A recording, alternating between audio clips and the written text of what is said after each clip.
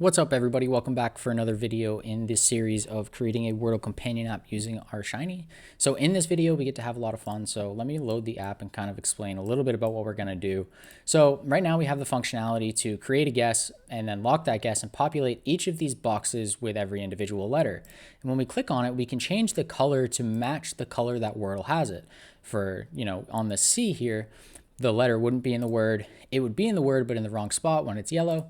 And it would be in the word and in the right spot if it was green. But right now, our app isn't taking any of that information into consideration when we're considering what to do with our word list and how to filter our word list to give us other potential guesses as we move on to word 2 and word 3 and so on.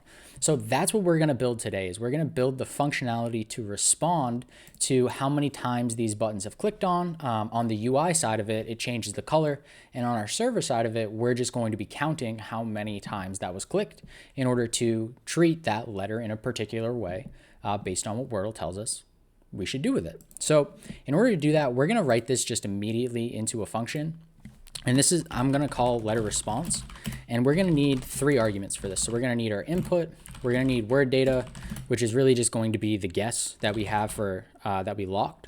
And then we're going to need our word number for the current word that we are guessing in. So let's go ahead and save this file into our functions folder. And we're just going to call this letter response. So once we save this letter response, we can go in here and we can source functions letter response.r as our file. And then we can go in here, and what we're going to want to do is we're going to want to create a word1 response as reactive data frame. So we created our word1 word list, and we got all this information to populate that first guess. And now we're going to create a new data frame, a new reactive data frame that is the response that Wordle gives us to our word1 guess. And so all we're going to do is we're going to call this letter response of input. And then we have our first guess, which would be input of word 1. And the word number of that is going to be word 1. So now we can pop in here and we can think about what it is we're trying to actually do for the responses. So there's 3 things that we're going to want to keep track of. The first thing is going to be a vector of all of the letters that aren't in the word. The second thing is all the letters that are in the word but in the wrong spot of where we guessed them. And the third one is those letters that are in the correct spot from where we guessed. So we'll create this with wrong vec as an empty vector, wrong pause for wrong position as an empty vector, and then right pause for the right position also as an empty vector. And eventually what we're going to want to do is return this as a list, so we can just pass one argument in, which would be our word1 response reactive data frame, and then access all of these 3 values when we go on to actually filter our word list. So what we can do here is wrong pause equal to that wrong pause vector we created, wrong vec equal to wrong vec, and then we'll do right pause equal to the right pause vec that we created. So now that we have this, we're going to go ahead and actually dive into doing this for each of the letters. So as I just said, we need to do it for all of the letters within our guess. So we're just going to do a simple for loop of for I in 1 to 5. And then what we want to be checking is the count of that particular letter. So we would do an if statement if the input, because we want to look at the input button of paste 0, L, I for iterating through 1 to 5 for each of the letters, paste 0 of L and I, and then we defined our labels with the L in the letter number underscore W and then the word number. So underscore W and then word num. And what we want to check if this value mod 3 is equal to 0, then that letter is not going to be in our word at all.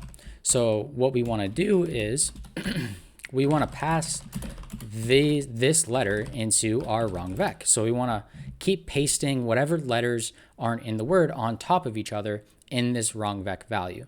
So we're going to upper just to match the case that we have within our data frame, substring of the word data, which again would just be like input $word1, for example. And we want to do that at that particular letter location. So the letter location we start at and end at is just the same. So for example, if our first letter was incorrect, then it would be subsetting that string of chars just to only be the C.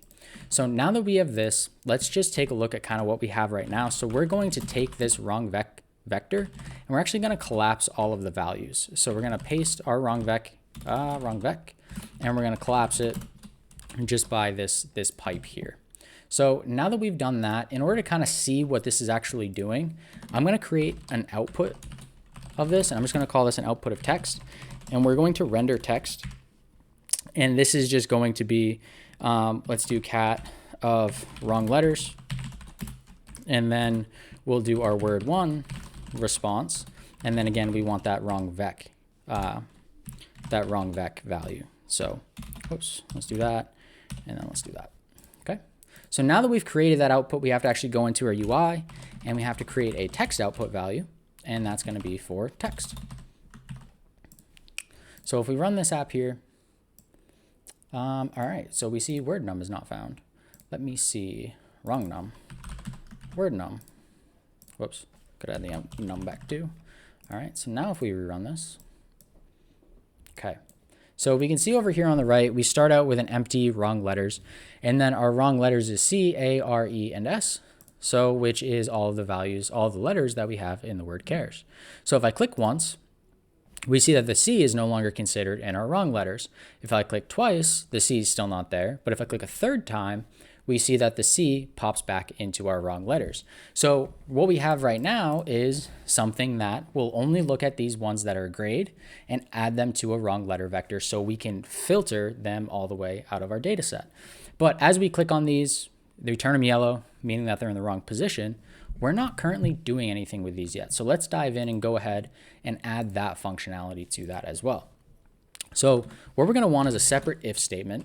And we actually don't want to make this an else if statement because we actually care about the positions here. So we want to care about the positions of those that are in the wrong position and those that are in the right position, because as the name suggests, the position really matters. It's not just that the letter's in the word, it's that the letters in the word and the location of that letter also gives us additional information. So what we can actually do is just copy this if statement here.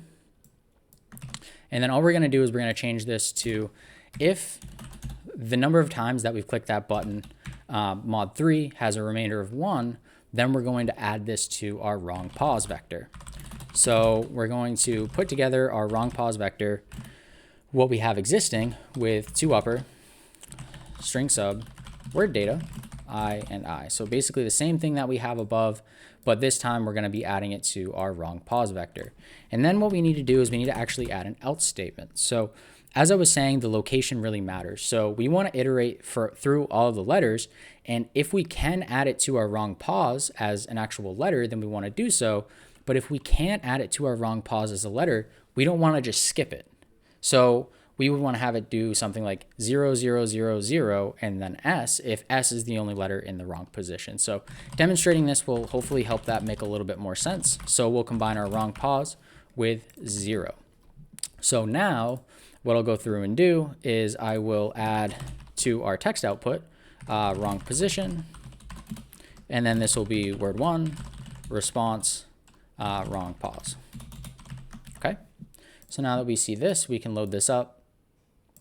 And now we see, well, so let me add a space in between here, and let's run the app. Okay, so now we see here we get wrong letters and we get wrong position all filled with zeros. So if I click on the C, we see our wrong letters loses the C and our C is added to wrong position. And then if I click on the E, we see that we still have these 2 zeros in space between the C and the E. And that's because the location of this really matters. The C is in the word, but it's just not the first letter. Likewise, the E is in the word, and it's not the fourth letter. So we've now retained all of that information. For the wrong letters, we don't care about that because we're just going to filter those letters completely out of our data set. So the last thing that we have to do is go in and do something very similar to what we did here, but for the right letters. So we're going to do another if statement. And again, what we're going to do is we're just going to copy what we had above, and we're going to now do mod 2. So when I do this, we don't want to do our wrong position. We just want to paste in now to our right pause. So we can copy what we have up here down into this new if statement, change wrong pause to right pause, and keep everything else right the same. And then we can also copy this else statement because we want to add, again, position matters. we're going to want to add zeros where we don't have something that is in the right position. So let's go back to our server one more time. Let's copy this, paste it down in, and then let's do the right position. So this will be right pause. Okay, so now we see on the right side, we've got, if we lock the guess, we've got wrong letters, which is all of our letters, wrong position is all zeros, and right position as all zeros. So if I click once on the C, C gets added to a wrong position, taken out of wrong letters. And if I click twice, C gets added to a right position, taken out of the wrong position instead. And then again, if I click on the E, we see that our right position holds that information, and then the A would give us that. So what we would know from this is that the C is the first letter, the E is the fourth letter, and A is in the word, but A is not our second letter. So this is kind of what we're working with right here, is this sort of response. But that's not going to filter everything that we have. We actually have to go through and create something to create our new word list. So that's what we're going to do in the next video, is go through and actually functionally filter our data frame of word lists of words within our word list in order to reduce the number of responses that we have. So I hope to see you guys in that next video, and we'll see you then.